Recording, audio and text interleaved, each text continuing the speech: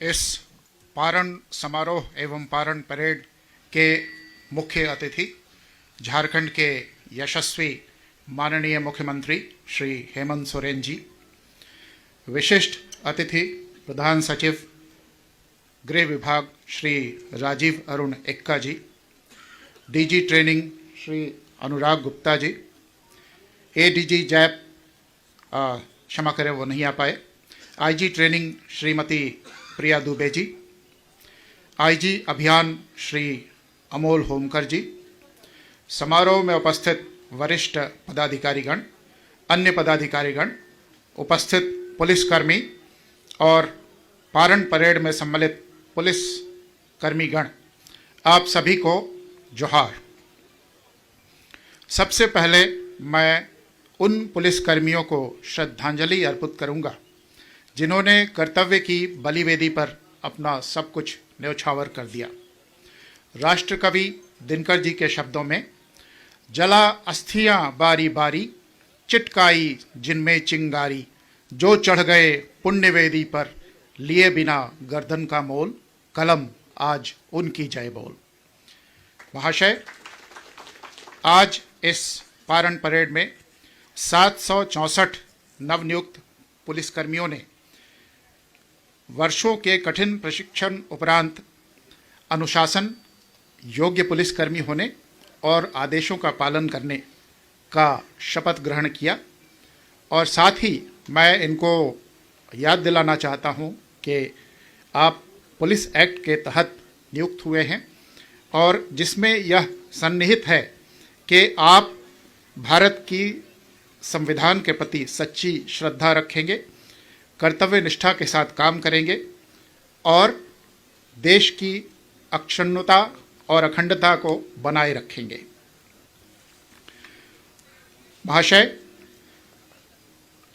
इस प्रशिक्षण के दौरान जो पुलिसकर्मी शामिल रहे उनमें 260 महिला पुलिसकर्मी हैं जो हमारे देश में और पुलिस बल में हो रहे महिला सशक्तिकरण का द्योतक है। जिसकी तस्वीरें श्रीमान ने देखी और अभी हम अगर श्रीमान समय देंगे तो हम लोग कैंपस का भ्रमण कराएंगे। उसके अलावा 8 डीएसपी पंक्ति के पदाधिकारियों के आवास तैयार हैं। यूएस अपर सबऑर्डिनेट के 48 फ्लैट और लोअर सबऑर्डिनेट के भी 48 फ्लैट तैयार हैं। साथ ही क्लास 4 के 112 फ्लैट तैयार हो गए हैं। इसके अलावा 2 गेस्ट हाउस बने हैं जिनमें कुल 16 कमरे हैं। प्रशासनिक भवन के ठीक सामने 800 दर्शकों की क्षमता वाला प्रेक्षागृह भी करीब करीब तैयार है जो 2 से 3 महीनों में उपयोग में आने लगेगा। उसके अलावा एक मोटर वाहन ब्लॉक तैयार है। फुटबॉल स्टेडियम का कार्य जिसमें हम लोग श्रीमान का हेलीकॉप्टर लैंड किया, वो भी स्टेडियम का काम भी बड़ी तेज़ी से चल रहा है। एक डिस्पेंसरी बन गया है और कुल 8 छात्रावास बन चुके हैं जिनमें 2000 से अधिक प्रशिक्षु रह पाएंगे। अभी इस कैंपस को जिन चीज़ों की ज़रूरत है जो स्वीकृत हैं परंतु बजटीय उपबंध नहीं होने के कारण नहीं हो पाए हैं, शीघ्र ही हो जाएंगे, वो है इंडोर फायरिंग रेंज और जो नॉर्मल लॉन्ग रेंज है वह, एक सेरेमोनियल परेड ग्राउंड, एक स्पोर्ट्स कॉम्प्लेक्स, एक सीवेज ट्रीटमेंट प्लांट और वाटर ट्रीटमेंट प्लांट, एक बास्केटबॉल कोर्ट और बिजली का सब स्टेशन।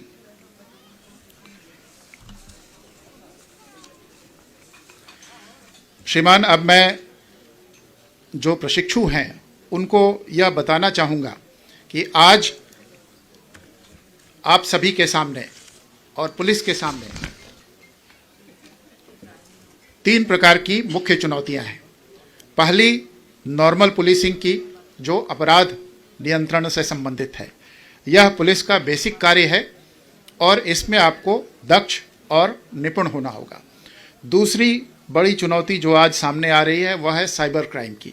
अपराध का रूप बदल रहा है और जो वैल्यू इन्वॉल्व है क्राइम का वो साइबर क्राइम में ज़्यादा हो रहा है। तो इसीलिए इन प्रशिक्षुओं को साइबर क्राइम का भी प्रशिक्षण दिया गया। और यह एक ऐसा फील्ड है जिसमें तकनीक बड़ी तेज़ी से बदलती है। मूर्स लॉ है कि हर 2 साल पे कोई भी ऐसा उपकरण जिसमें एक चिप हो, उसकी क्षमता दोगुनी हो जाएगी, यानी 2 साल में उपकरण ऑब्सोलीट हो जाएगा, वो बेकार हो जाएगा, वो काम का नहीं रहेगा। तो जब टेक्नोलॉजी इतनी तेज़ी से बदलती है तो अपराध का स्वरूप भी बदलता है। और अगर अपराधी टेक्नोलॉजी में आपसे आगे रहेगा तो आप उसके साथ पेस नहीं रख पाएंगे, आप पीछे छूट जाएंगे। इसीलिए हम लोगों ने निर्णय लिया है कि इस बेसिक प्रशिक्षण के उपरांत एक एनजीओ है जो बहुत अच्छा काम करता रहा है इस फील्ड में, जो computer applications, internet and communications technology के एप्लीकेशंस, साइबर क्राइम और साइबर सिक्योरिटी, इन सभी फील्ड में छोटे छोटे ग्रुप्स में प्रशिक्षण हमारे पुलिसकर्मियों को कराएगा। कुछ प्रशिक्षण अभी प्रारंभ हुआ है, यह एक शुरुआत है। और हम लोग यह भी करने जा रहे हैं कि जो प्रशिक्षण आपको मिलेंगे उसके लिए आपको एक सर्टिफिकेट मिले, जिससे कि आपके पास रहे कि आपने प्रशिक्षण किया। भविष्य में भी आप कहीं जाएं तो उस प्रशिक्षण का आप उपयोग कर पाएंगे और एक सर्टिफिकेशन होगा। तो अभी जो एनजीओ है वो विनोबा भावे विश्वविद्यालय से डिप्लोमा दिलवाते हैं या सर्टिफिकेट दिलवाते हैं। हम लोग कोशिश कर रहे हैं कि रक्षा शक्ति विश्वविद्यालय जो है उससे हम अपने पुलिसकर्मियों के सतत प्रशिक्षण के सर्टिफिकेशन का प्रोग्राम चलाएं। आप सभी ने बहुत मेहनत की, बीच में कुछ वर्षों तक कोविड के कारण आपके प्रशिक्षण में व्यवधान रहा, थोड़ा विलंब हुआ, लेकिन आज आप प्रभावी पुलिस बल में शामिल हैं। हम सभी की शुभकामनाएं, शुभेच्छाएं, आशीर्वाद आपके साथ हैं। सच्चे दिल से काम कीजिए, ईश्वर आपके साथ रहेगा। धन्यवाद।